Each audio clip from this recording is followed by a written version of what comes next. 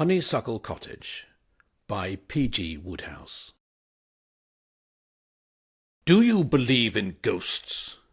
asked Mr. Mulliner abruptly. I weighed the question thoughtfully. I was a little surprised, for nothing in our previous conversation had suggested the topic. "Well," I replied, "I don't like them, if that's what you mean. I was once butted by one as a child." "Ghosts, not goats." "Oh, ghosts. Do I believe in ghosts?" "Exactly." "Well, yes, and no." "Let me put it another way," said Mr. Mulliner patiently. "Do you believe in haunted houses? Do you believe that it is possible for a malign influence to envelop a place and work a spell on all who come within its radius?" I hesitated. "Well, no, and yes." Mr. Mulliner sighed a little. He seemed to be wondering if I was always as bright as this. "Of course," I went on, "one has read stories, Henry James's Turn of the Screw." "I'm not talking about fiction." "Well, in real life. Well, look here, I once, as a matter of fact, did meet a man who knew a fellow—" "My distant cousin, James Rodman, spent some weeks in a haunted house," said Mr. Mulliner, who, if he has a fault, is not a very good listener. "It cost him £5,000. That is to say, he sacrificed £5,000 by not remaining there. Did you ever," he asked, wandering, it seemed to me, from the subject, "hear of Lila J. Pinkney?" Naturally, I had heard of Lila J. Pinkney. Her death some years ago has diminished her vogue, but at one time it was impossible to pass a bookshop or railway bookstall without seeing a long row of her novels. I had never myself actually read any of them, but I knew that in her particular line of literature, the squashily sentimental, she had always been regarded by those entitled to judge as pre-eminent. The critics usually headed their reviews of her stories with the words, "Another Pinkney," or sometimes more offensively, "Another Pinkney!" !3. And once, dealing with, I think, The Love Which Prevails, the literary expert of the Scrutinizer had compressed his entire critique into the single phrase, "Oh God!" "Of course," I said, "but what about her?" "She was James Rodman's aunt." "Yes." "And when she died, James found that she had left him £5,000 and the house in the country, where she had lived for the last 20 years of her life." "A very nice little legacy." 20 years, repeated Mr. Mulliner. "Grasp that, for it has a vital bearing on what follows. 20 years, mind you, and Miss Pinkney turned out 2 novels and 12 short stories regularly every year, besides a monthly page of advice to young girls in one of the magazines. That is to say, 40 of her novels and no fewer than 240 of her short stories were written under the roof of Honeysuckle Cottage." "A pretty name." "A nasty, sloppy name," said Mr. Mulliner severely, "which should have warned my distant cousin James from the start. Have you a pencil and a piece of paper?" He scribbled for a while, poring frowningly over columns of figures. "Yes," he said, looking up. "If my calculations are correct, Lila J. Pinkney wrote in all a matter of 9,140,000 words of glutinous sentimentality at Honeysuckle Cottage, and it was a condition of her will that James should reside there for 6 months in every year. Failing to do this, he was to forfeit the £5,000. "It must be great fun making a freak will," I mused. "I often wish I was rich enough to do it." This was not a freak will. The conditions are perfectly understandable. James Rodman was a writer of sensational mystery stories, and his Aunt Lila had always disapproved of his work. She was a great believer in the influence of environment, and the reason why she inserted that clause in her will was that she wished to compel James to move from London to the country. She considered that living in London hardened him and made his outlook on life sordid. She often asked him if he thought it quite nice to harp so much on sudden death and blackmailers with squints. Surely, she said, there were enough squinting blackmailers in the world without writing about them. The fact that literature meant such different things to these two had, I believe, caused something of a coolness between them, and James had never dreamed that he would be remembered in his aunt's will, for he had never concealed his opinion that Lila J. Pinkney's style of writing revolted him, however dear it might be to her enormous public. He held rigid views on the art of the novel, and always maintained that an artist with a true reverence for his craft should not descend to gooey love stories, but should stick austerely to revolvers, cries in the night, missing papers, mysterious Chinamen, and dead bodies, with or without gash in throat.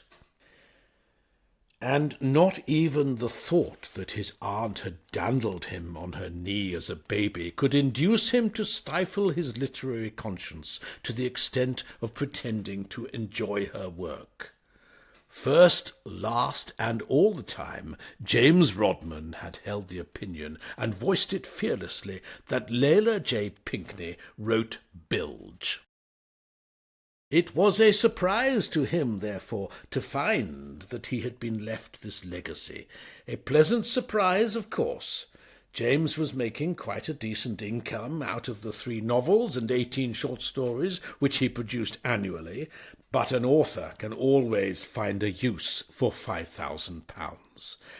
And as for the cottage, he had actually been looking about for a little place in the country at the very moment when he received the lawyer's letter. In less than a week, he was installed at his new residence. James's first impressions of Honeysuckle Cottage were, he tells me, wholly favourable. He was delighted with the place. It was a low, rambling, picturesque old house with funny little chimneys and a red roof, placed in the middle of the most charming country. With its oak beams, its trim garden, its trilling birds, and its rose-hung porch, it was the ideal spot for a writer. It was just the sort of place, he reflected whimsically, which his aunt had loved to write about in her books. Even the apple-cheeked old housekeeper who attended to his needs might have stepped right out of one of them. It seemed to James that his lot had been cast in pleasant places.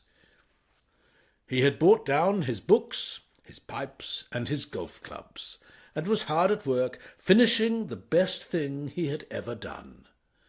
The Secret 9 was the title of it, and on the beautiful summer afternoon on which this story opens, he was in the study, hammering away at his typewriter, at peace with the world. The machine was running sweetly, the new tobacco he had bought the day before was proving admirable, and he was moving on all 6 cylinders to the end of a chapter. He shoved in a fresh sheet of paper, chewed his pipe thoughtfully for a moment, then wrote rapidly. For an instant, Lester Gage thought that he must have been mistaken. Then the noise came again, faint but unmistakable, a soft scratching on the outer panel. His mouth set in a grim line. Silently, like a panther, he made one quick step to the desk, noiselessly opened a drawer, drew out his automatic. After that affair of the poisoned needle, he was taking no chances. Still in dead silence, he tiptoed to the door. Then, flinging it suddenly open, he stood there, his weapon poised. On the mat stood the most beautiful girl he had ever beheld, a veritable child of fairy. She eyed him for a moment with a saucy smile, then with a pretty roguish look of reproof shook a dainty forefinger at him. "I believe you've forgotten me, Mr. Gage," she fluted with a mock severity which her eyes belied. James stared at the paper dumbly. He was utterly perplexed. He had not had the slightest intention of writing anything like this. To begin with, it was a rule with him, and one which he never broke, to allow no girls to appear in his stories. Sinister landladies, yes, and naturally any amount of adventuresses with foreign accents, but never under any pretext what may be broadly described as girls. A detective story, he maintained, should have no heroine. Heroines only held up the action and tried to flirt with the hero when he should have been busy looking for clues, and then went and let the villain kidnap them by some childishly simple trick. In his writing, James was positively monastic. And yet here was this creature, with her saucy smile and her dainty forefinger, horning in at the most important point in the story. It was uncanny. He looked once more at his scenario. No, the scenario was all right. In perfectly plain words, it stated that what happened when the door opened was that a dying man fell in, and after gasping, "The beetle, tell Scotland Yard that the blue beetle is," expired on the hearthrug, leaving Lester Gage not unnaturally somewhat mystified. Nothing whatever about any beautiful girls. In a curious mood of irritation, James scratched out the offending passage, wrote in the necessary corrections, and put the cover on the machine. It was at this point that he heard William whining.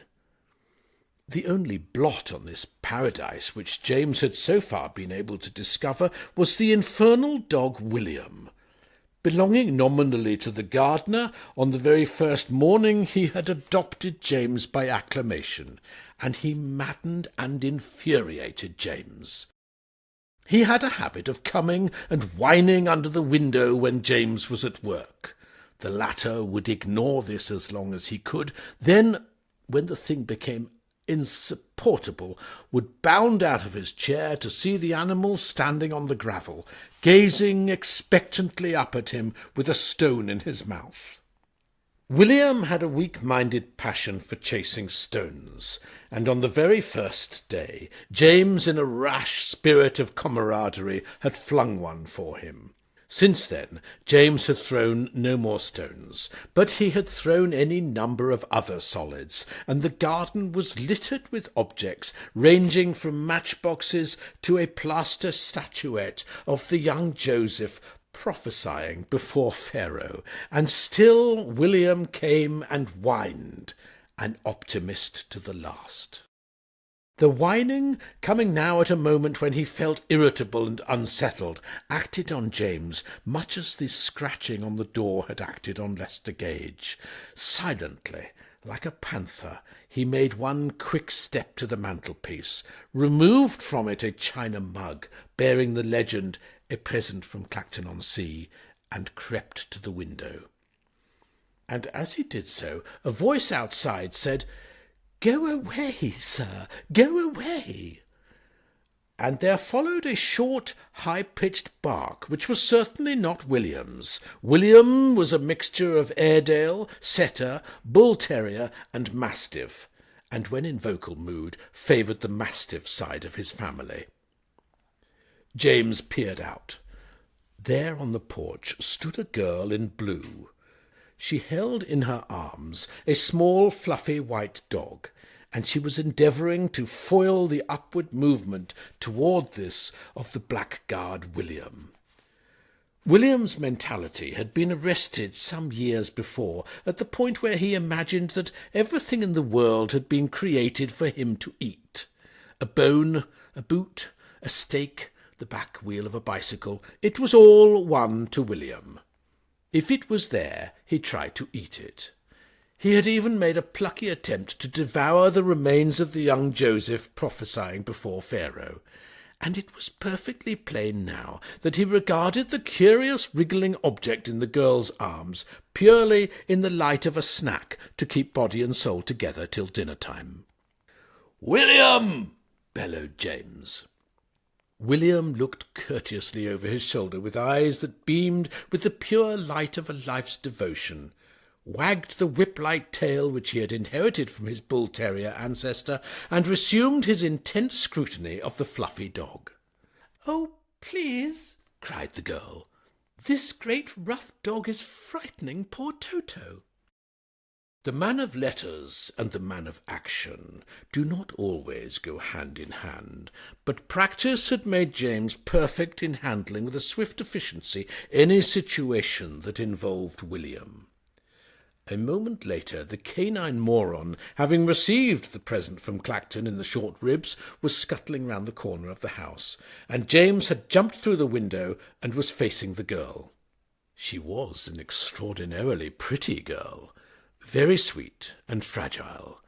She looked, as she stood there under the honeysuckle, with the breeze ruffling a tendril of golden hair that strayed from beneath her coquettish little hat.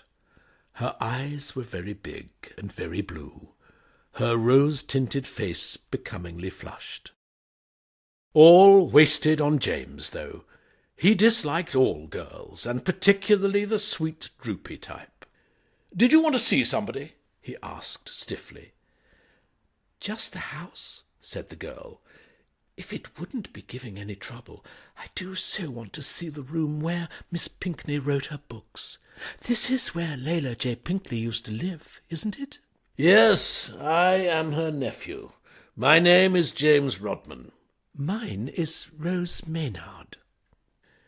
James led the way into the house, and she stopped with a cry of delight on the threshold of the morning-room. "Oh, how too perfect!" she cried. "So this was her study?" "Yes." "What a wonderful place it would be for you to think in if you were a writer too." James held no high opinion of women's literary taste, but nevertheless he was conscious of an unpleasant shock. "I am a writer," he said coldly. "I write detective stories." I'm afraid," she blushed. I'm afraid I don't often read detective stories." "You no doubt prefer," said James, still more coldly, "the sort of thing my aunt used to write." "Oh, I love her stories," cried the girl, clasping her hands ecstatically. "Don't you?" "I cannot say that I do." "What?" "They are pure apple sauce," said James sternly. "Just nasty blobs of sentimentality, thoroughly untrue to life." The girl stared. "Why, that's just what's so wonderful about them, their trueness to life. You feel they might all have happened. I don't understand what you mean." They were walking down the garden now. James held the gate open for her, and she passed through into the road. "Well, for one thing," he said, "I decline to believe that a marriage between two young people is invariably preceded by some violent and sensational experience in which they both share." "Oh, are you thinking of Scent of the Blossom, where Edgar saves Maud from drowning?" "I am thinking of every single one of my aunt's books." He looked at her curiously. He had just got the solution of a mystery which had been puzzling him for some time. Almost from the moment he had set eyes on her, she had seemed somehow strangely familiar. It now suddenly came to him why it was that he disliked her so much. "Do you know," he said, "you might be one of my aunt's heroines yourself. You're just the sort of girl she used to love to write about." Her face lit up. "Oh, do you really think so?" She hesitated. "Do you know what I have been feeling ever since I came here? I've been feeling that you are exactly like one of Miss Pinkney's heroes." "No, I say, really," said James, revolted. "Oh, but you are. When you jumped through that window, it gave me quite a start. You were so exactly like Claude Masterson in Heather o' the Hills." "I have not read Heather o' the Hills," said James, with a shudder. "He was very strong and quiet, with deep, dark, sad eyes." James did not explain that his eyes were sad because her society gave him a pain in the neck. He merely laughed scornfully. "Oh, so now, I suppose," he said, "a car will come and knock you down, and I shall carry you gently into the house and lay you— Look out!" he cried. It was too late. She was lying in a little huddled heap at his feet. Round the corner a large automobile had come bowling, keeping with an almost affected precision to the wrong side of the road. It was now receding into the distance. The occupant of the tonneau, a stout, red-faced gentleman in a fur coat, leaning out over the back. He had bared his head, not, one fears, as a pretty gesture of respect and regret, but because he was using his hat to hide the number plate. The dog Toto was unfortunately uninjured. James carried the girl gently into the house and laid her on the sofa in the morning-room. He rang the bell, and the apple-cheeked housekeeper appeared. "Send for the doctor," said James. "There has been an accident." The housekeeper bent over the girl. "Oh, dearie, dearie," she said. "Bless her sweet pretty face." The gardener, he who technically owned William, was routed out from among the young lettuces and told to fetch Dr. Brady. He separated his bicycle from William, who was making a light meal of the left pedal, and departed on his mission. Dr. Brady arrived, and in due course he made his report. "No bones broken, but a number of nasty bruises, and, of course, the shock. She will have to stay here for some time, Rodman. Can't be moved." "Stay here? But she can't. It isn't proper." "Your housekeeper will act as a chaperone." The doctor sighed. He was a stolid-looking man of middle age with side-whiskers.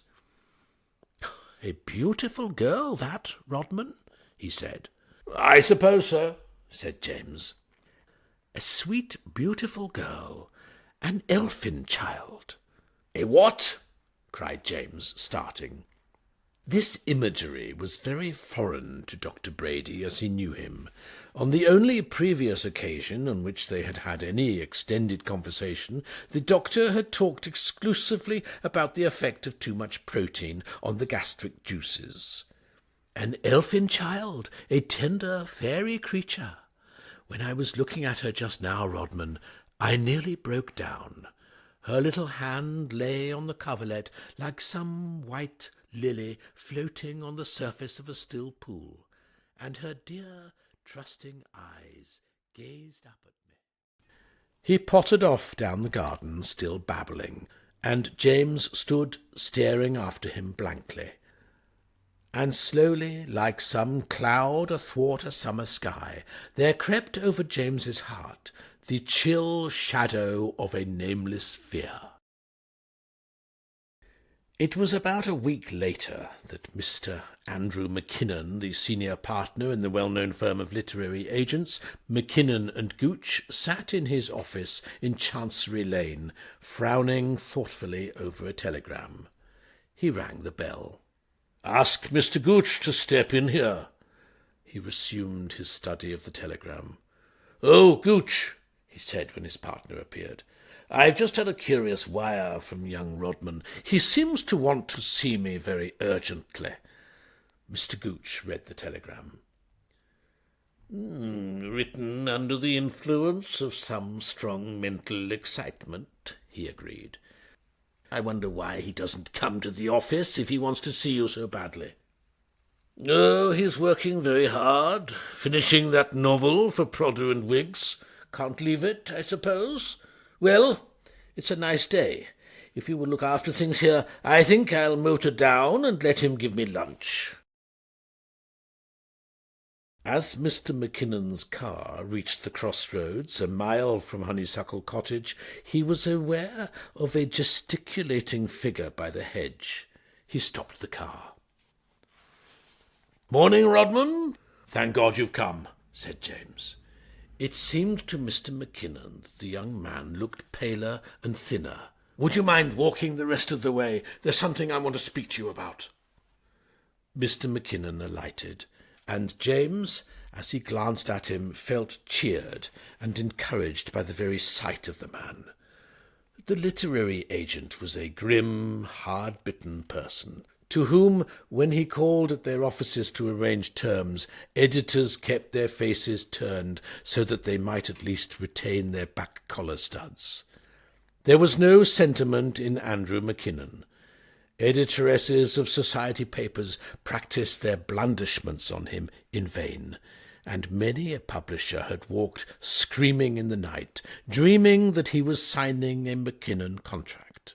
"Well, Rodman, Prodder and Wiggs have agreed to our terms. I was writing to tell you so when your wire arrived. I had a lot of trouble with them, but it's fixed at 20%, rising to 25%, and £200 advance royalties on day of publication." "Good," said James absently. "Good, McKinnon. Do you remember my Aunt Lila J. Pinkney?" "Remember her?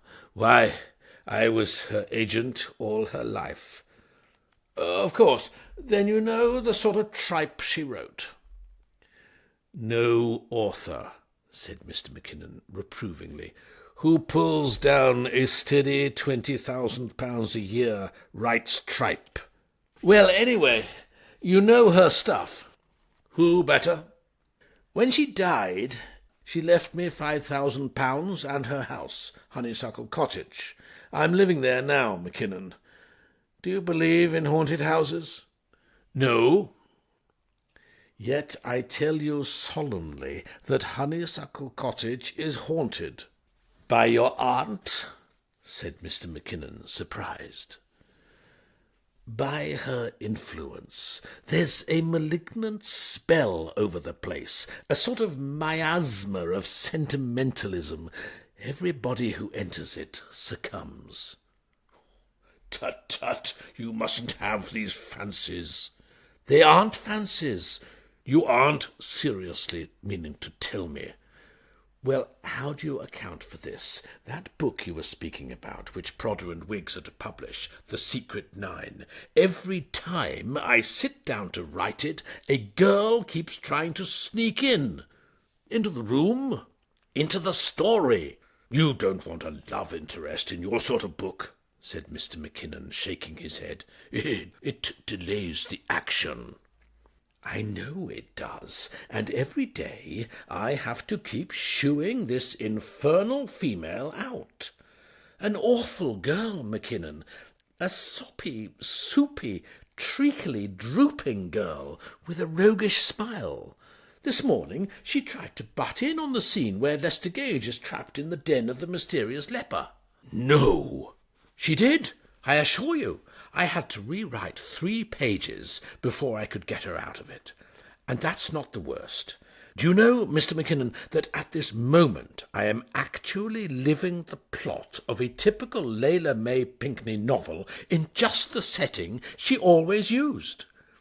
And I can see the happy ending coming nearer every day. A week ago, a girl was knocked down by a car at my door, and I've had to put her up and every day I realise more clearly that sooner or later I shall ask her to marry me." "Don't do it," said Mr. McKinnon, a stout bachelor. "You're too young to marry." "So was Methuselah," said James, a stouter. "But all the same, I know I'm going to do it. It's the influence of this awful house weighing upon me. I feel like an eggshell in a maelstrom. I am being sucked on by a force too strong for me to resist.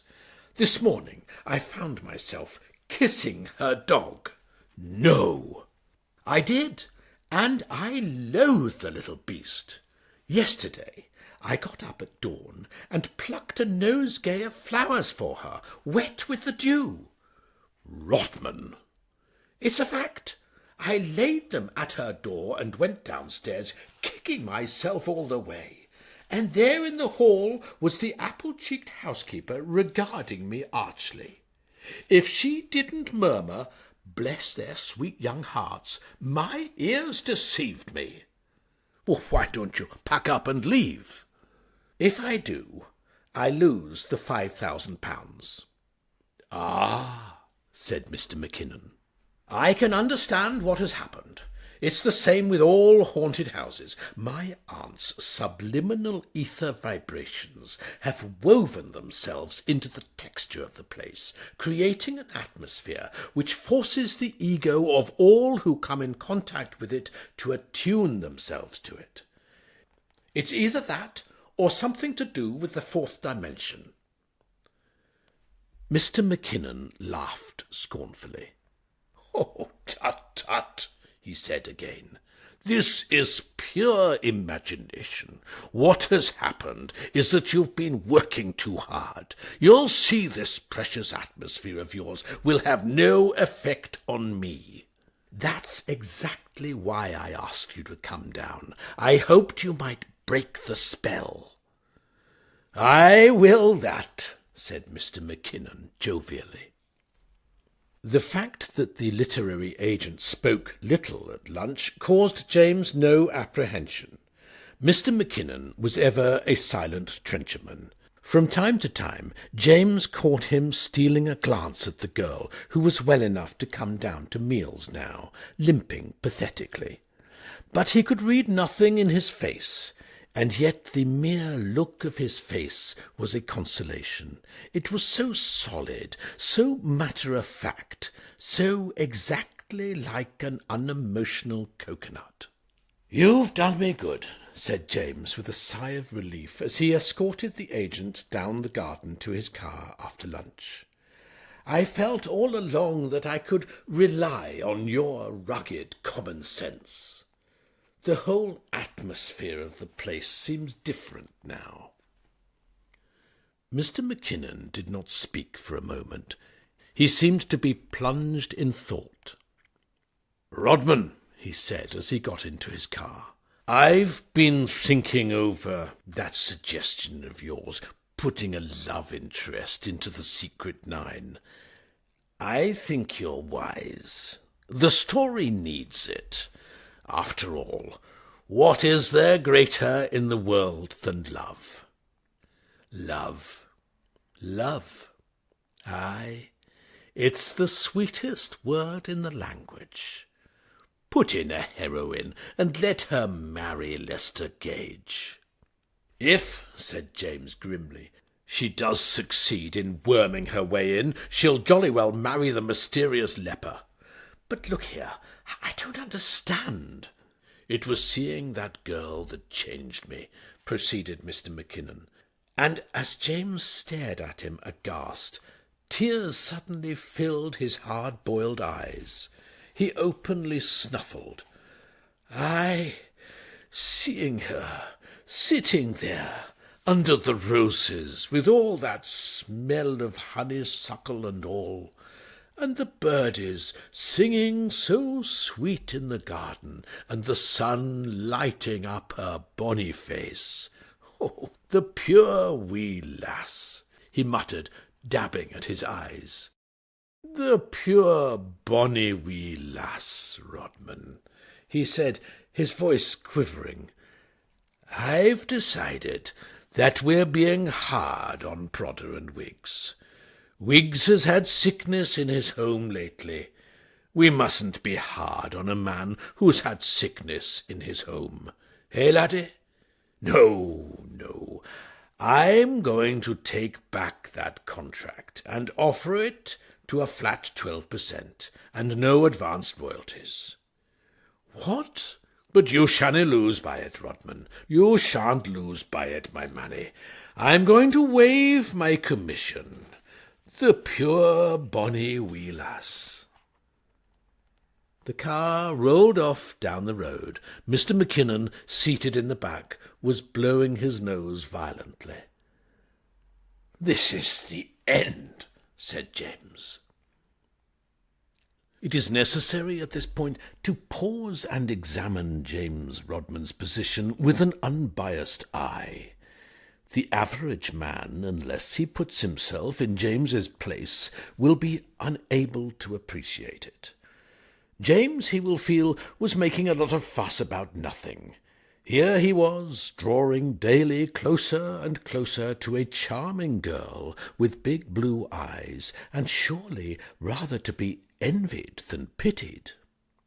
But we must remember that James was one of nature's bachelors, and no ordinary man, looking forward dreamily to a little home of his own with a loving wife, putting out his slippers and changing the gramophone records, can realize the intensity of the instinct for self-preservation which animates nature's bachelors in times of peril.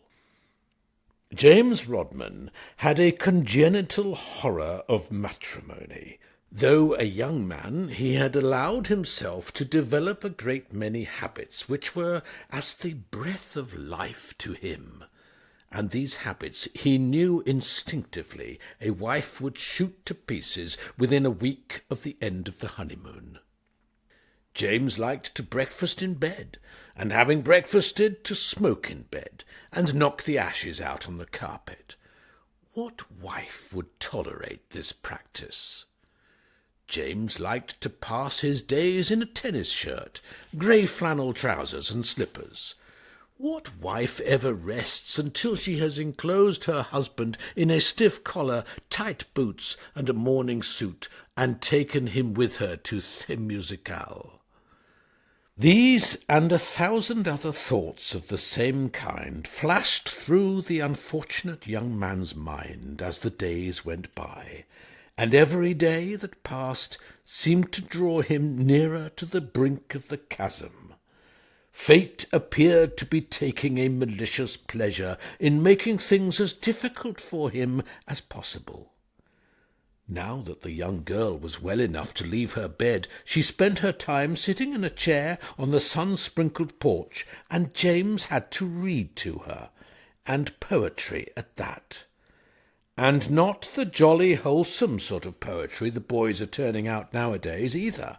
Good, honest stuff about sin and gasworks and decaying corpses, but the old-fashioned kind, with rhymes in it, dealing almost exclusively with love. The weather, moreover, continued superb. The honeysuckle cast its sweet scent on the gentle breeze. The roses over the porch stirred and nodded. The flowers in the garden were lovelier than ever. The birds sang their little throats sore. And every evening there was a magnificent sunset. It was almost as if nature were doing it on purpose. At last James intercepted Dr. Brady as he was leaving after one of his visits, and put the thing to him squarely. "When is the girl going?" The doctor patted him on the arm. "Oh, not yet, Rodman," he said in a low, understanding voice. "No need to worry yourself about that. Mustn't be moved for days and days and days. I almost say weeks and weeks and weeks." "Weeks and weeks!" cried James. "And weeks," said Dr. Brady. He prodded James roguishly in the abdomen. "Good luck to you, my boy. Good luck to you, he said. It was some small consolation to James that the mushy physician immediately afterwards tripped over William on his way down the path and broke his stethoscope. When a man is up against it like James, every little helps. He was walking dismally back to the house after this conversation when he was met by the apple-cheeked housekeeper. "The little lady would like to speak to you, sir," said the apple-cheeked exhibit, rubbing her hands. "Would she?" said James hollowly. "So sweet and pretty she looks, sir. Oh, sir, you wouldn't believe. Like a blessed angel, sitting there with her dear eyes all a-shining." "Don't do it," said James, with extraordinary vehemence. "Don't do it." He found the girl propped up on the cushions and thought once again how singularly he disliked her. And yet, even as he thought this, some force against which he had to fight madly was whispering to him, "Go to her and take that little hand. Breathe into that little ear the burning words that will make that little face turn away crimsoned with blushes." He wiped a bead of perspiration from his forehead and sat down. "Mrs. Stick-in-the-Mud, what's her name, says you want to see me." The girl nodded. "I've had a letter from Uncle Henry. I wrote to him as soon as I was better and told him what had happened, and he is coming here tomorrow morning." "Uncle Henry?" "Well, that's what I call him, but he's really no relation. He is my guardian. He and Daddy were officers in the same regiment, and when Daddy was killed fighting on the Afghan frontier, he died in Uncle Henry's arms, and with his last breath begged him to take care of me." James started. A sudden wild hope had waked in his heart. Years ago he remembered he had read a book of his aunt's entitled Rupert's Legacy, and in that book, "I'm engaged to marry him," said the girl quietly. "Wow!" shouted James. What?" asked the girl, startled. Touch of cramp," said James. He was thrilling all over. That wild hope had been realized. "It was Daddy's dying wish that we should marry," said the girl. "And dashed sensible of him too, dashed sensible," said James warmly. "And yet," she went on a little wistfully, I sometimes wonder—" "Don't," said James, "don't. You must respect Daddy's dying wish. There's nothing like Daddy's dying wish. You can't beat it. So he's coming down here tomorrow, is he? Capital, capital. To lunch, I suppose? Excellent. I'll run down and tell Mrs. Who-is-it to lay in another chop." It was with a gay and uplifted heart that James strolled the garden and smoked his pipe next morning. A great cloud seemed to have rolled itself away from him. Everything was for the best in the best of all possible worlds. He had finished The Secret Nine and shipped it off to Mr. McKinnon, and now, as he strolled there, was shaping itself in his mind a corking plot about a man with only half a face who lived in a secret den and terrorized London with a series of shocking murders. And what made them so shocking was the fact that each of the victims, when discovered, was found to have only half a face too. The rest had been chipped off, presumably by some blunt instrument. The thing was coming out magnificently, when suddenly his attention was diverted by a piercing scream. Out of the bushes, fringing the river that ran beside the garden, burst the apple-cheeked housekeeper. "Oh, sir! Oh, sir! Oh, sir!" "What is it?" demanded James irritably. "Oh, sir! Oh, sir! Oh, sir!" "Yes, and then what?" "Oh, the little dog, sir. He's in the river." "Well, whistle him to come out." "Oh, sir, do come quick. He'll be drowned." James followed her through the bushes, taking off his coat as he went. He was saying to himself, "I will not rescue this dog. I do not like the dog. It is high time he had a bath, and in any case it would be much simpler to stand on the bank and fish for him with a rake. Only an ass out of a Lila J. Pinkney book would dive into a beastly river to save." At this point he dived. Toto, alarmed by the splash, swam rapidly for the bank, but James was too quick for him. Grasping him firmly by the neck, he scrambled ashore and ran for the house, followed by the housekeeper. The girl was seated on the porch. Over her there bent the tall, soldierly figure of a man with keen eyes and greying hair. The housekeeper raced up. "Oh, miss, Toto in the river! He saved him! He plunged in and saved him!" The girl drew a quick breath. "Gallant, damn, by Jove, by Gad, yes, gallant, by George!" exclaimed the soldierly man. The girl seemed to wake from a reverie. "Uncle Henry, this is Mr. Rodman. Mr. Rodman, my guardian, Colonel Carteret." "Proud to meet you, sir," said the colonel, his honest blue eyes glowing as he fingered his short, crisp moustache. "As fine a thing as I ever heard of. Damn!" "Yes, you are brave, brave," the girl whispered. "I am wet, wet," said James, and went upstairs to change his clothes. When he came down for lunch, he found to his relief that the girl had decided not to join them, and Colonel Carteret was silent and preoccupied. James, exerting himself in his capacity of host, tried him with the weather. Golf, India, the government, the high cost of living, first-class cricket, the modern dancing craze, the murderers he had met, but the other still preserved that strange, absent-minded silence. It was only when the meal was concluded, and James had produced cigarettes, that he came abruptly out of his trance. "Rodman," he said, "I should like to speak to you." "Yes," said James, thinking it was about time. "Rodman," said Colonel Carteret. "Or rather George. I may call you George," he added with a sort of wistful diffidence that had a singular charm. "Certainly, certainly," replied James, "if you wish it, though my name is James." "James, eh? Well, it amounts to the same thing, eh? What? Damn, by gad," said the colonel, with a momentary return of his bluff, soldierly manner. "Well, then, James, I have something that I wish to say to you.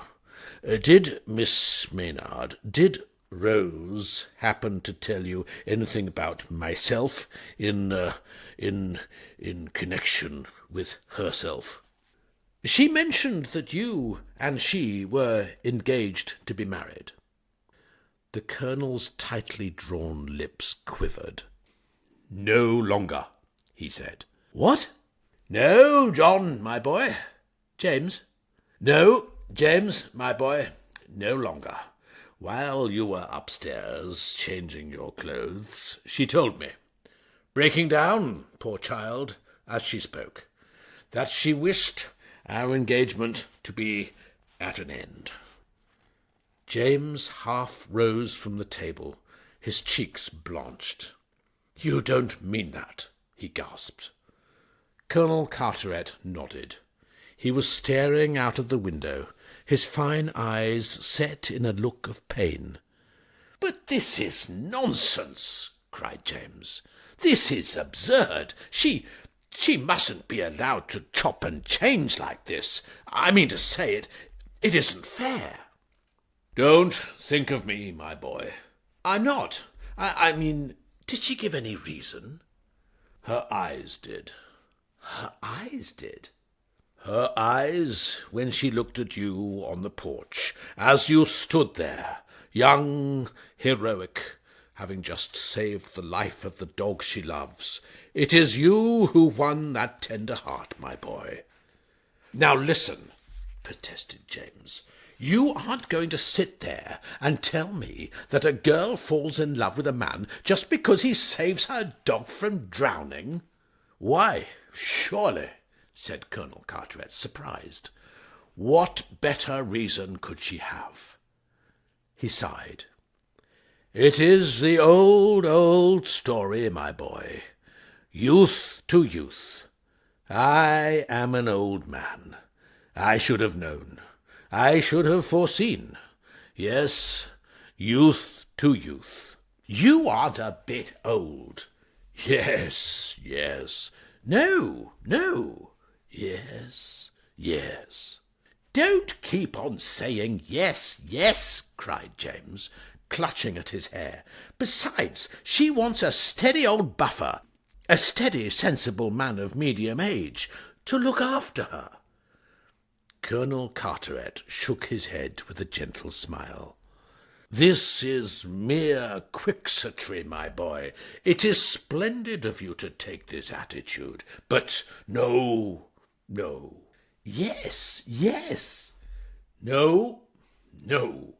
He gripped James's hand for an instant, then rose and walked to the door. That is all I wish to say, Tom. James! James, I just thought that you ought to know how matters stood. Go to her, my boy. Go to her, and don't let any thought of an old man's broken dream keep you from pouring out what is in your heart. I am an old soldier, lad, an old soldier. I have learned to take the rough with the smooth. But I think I will leave you now. I should like to be alone for a while. If you need me, you will find me in the raspberry bushes. He had scarcely gone when James also left the room. He took his hat and stick and walked blindly out of the garden. He knew not whither. His brain was numbed. Then, as his powers of reasoning returned, he told himself that he should have foreseen this ghastly thing. If there was one type of character over which Lila J. Pinkney had been wont to spread herself, it was the pathetic guardian who loves his ward but relinquishes her to the young man. No wonder the girl had broken off the engagement. Any elderly guardian who allowed himself to come within a mile of Honeysuckle Cottage was simply asking for it. And then, as he turned to walk back, a sort of dull defiance gripped James. Why, he asked, should he be put upon in this manner? If the girl liked to throw over this man, why should he be the goat? He saw his way clearly now. He just wouldn't do it, and that was all. If they didn't like it, they could lump it. Full of a new fortitude, he strode in at the gate. A tall, soldierly figure emerged from the raspberry bushes and came to meet him. "Well, well," said Colonel Carteret. "Well, well," said James defiantly. "Am I to congratulate you?" James caught his keen blue eye and hesitated. It was not going to be so simple as he had supposed.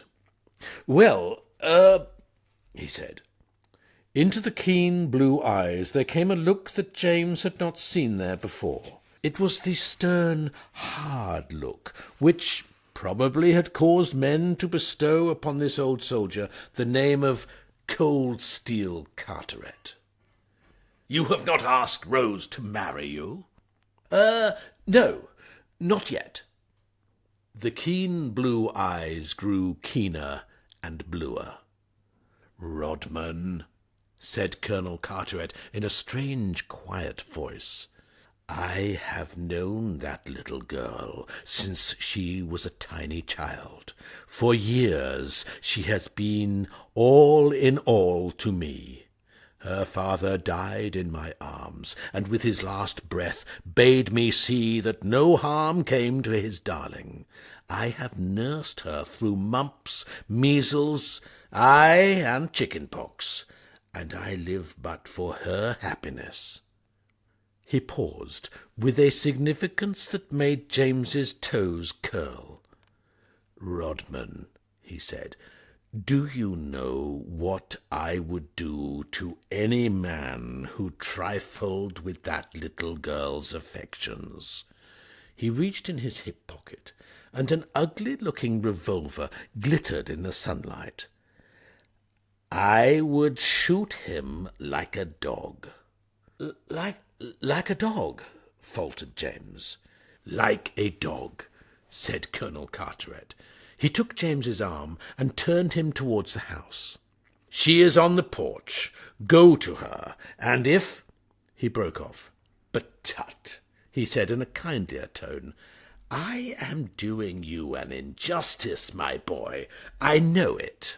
"Oh, you are," said James fervently. "Your heart is in the right place." "Oh, absolutely," said James. "Then go to her, my boy. Later on you may have something to tell me. You will find me in the strawberry beds." It was very cool and fragrant on the porch. Overhead little breezes played and laughed among the roses. Somewhere in the distance sheep bells tinkled, and in the shrubbery a thrush was singing its evensong. Seated in her chair behind a wicker table laden with tea-things, Rose Maynard watched James as he shambled up the path. "Tea's ready," she called gaily. "Where is Uncle Henry?" A look of pity and distress flitted for a moment over her flower-like face. "Oh, I forgot," she whispered. "He's in the strawberry beds," said James in a low voice. She nodded unhappily. Of course. Oh, why is life like this?" James heard her whisper. He sat down. He looked at the girl. She was leaning back with closed eyes, and he thought he had never seen such a little squirt in his life. The idea of passing his remaining days in her society revolted him. He was stoutly opposed to the idea of marrying anyone, but if, as happens to the best of us, he ever were compelled to perform the wedding glide, he had always hoped it would be with some lady golf champion who would help him with his putting, and thus, by bringing his handicap down a notch or two, enable him to save something from the wreck, so to speak. But to link his lot with a girl who read his aunt's books and liked them, a girl who could tolerate the presence of the dog Toto, a girl who clasped her hands in pretty, childish joy when she saw a nasturtium in bloom, it was too much. Nevertheless, he took her hand and began to speak. "Miss Maynard, Rose." She opened her eyes and cast them down. A flush had come into her cheeks. The dog Toto at her side sat up and begged for cake, disregarded. "Let me tell you a story. Once upon a time there was a lonely man who lived in a cottage all by himself." He stopped. Was it James Rodman who was talking this bilge? "Yes," whispered the girl. "But one day there came to him out of nowhere a little fairy princess. He stopped again, but this time not because of the sheer shame of listening to his own voice. What caused him to interrupt his tale was the fact that at this moment the tea-table suddenly began to rise slowly in the air, tilting as it did so a considerable quantity of hot tea onto the knees of his trousers. "Ouch!" cried James, leaping. The table continued to rise, and then fell sideways, revealing the homely countenance of William, who, concealed by the cloth, had been taking a nap beneath it. He moved slowly forward, his eyes on Toto. For many a long day, William had been desirous of putting to the test once and for all the problem of whether Toto was edible or not. Sometimes he thought yes, at other times no. Now seemed an admirable opportunity for a definite decision. He advanced on the subject of his experiment, making a low whistling noise through his nostrils, not unlike a boiling kettle, and Toto, after one long look of incredulous horror, tucked his shapely tail between his legs and, turning, raced for safety. He had laid a course in a bee-line for the open garden gate, and William, shaking a dish of marmalade off his head a little petulantly, galloped ponderously after him. Rose Maynard staggered to her feet. "Oh, save him!" she cried. Without a word, James added himself to the procession. His interest in Toto was but tepid. What he wanted was to get near enough to William to discuss with him that matter of the tea on his trousers. He reached the road and found that the order of the runners had not changed. For so small a dog, Toto was moving magnificently. A cloud of dust rose as he skidded round the corner. William followed, James followed William.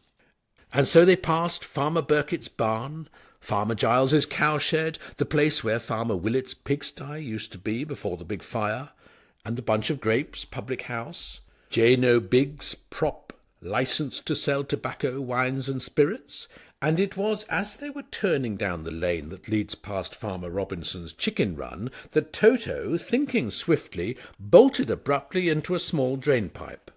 "William!" roared James, coming up at a canter. He stopped to pluck a branch from the hedge and swooped darkly on.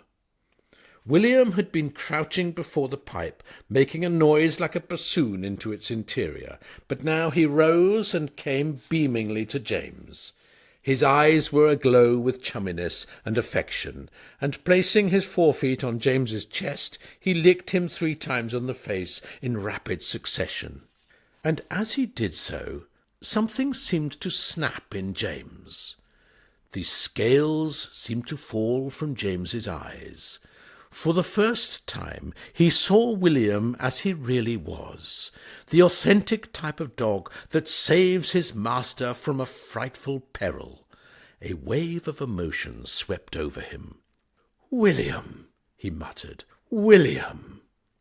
William was making an early supper of a half-brick he had found in the road. James stooped and patted him fondly. "William," he whispered, "you knew when the time had come to change the conversation, didn't you, old boy?" He straightened himself. "Come, William," he said. "Another 4 miles, and we reach Meadowsweet Junction. Make it snappy, and we shall just catch the up express. First stop, London." William looked up into his face, and it seemed to James that he gave a brief nod of comprehension and approval. James turned. Through the trees to the east he could see the red roof of Honeysuckle Cottage, lurking like some evil dragon in ambush. Then together, man and dog passed silently into the sunset. "That," concluded Mr. Mulliner, "is the story of my distant cousin James Rodman. As to whether it is true, that, of course, is an open question. I, personally, am of opinion that it is. There is no doubt that James did go to live at Honeysuckle Cottage, and, while there, underwent some experience which has left an iradicible mark upon him. His eyes today have that unmistakable look which is to be seen only in the eyes of confirmed bachelors whose feet have been dragged to the very brink of the pit, and who have gazed at close range into the naked face of matrimony. And, if further proof be needed, there is William. He is now James's inseparable companion. Would any man be habitually seen in public with a dog like William unless he had some solid cause to be grateful to him, unless they were linked together by some deep and imperishable memory? I think not, myself. When I observe William coming along the street, I cross the road and look into a shop window till he has passed. I am not a snob, but I dare not risk my position in society by being seen talking to that curious compound. Nor is the precaution an unnecessary one.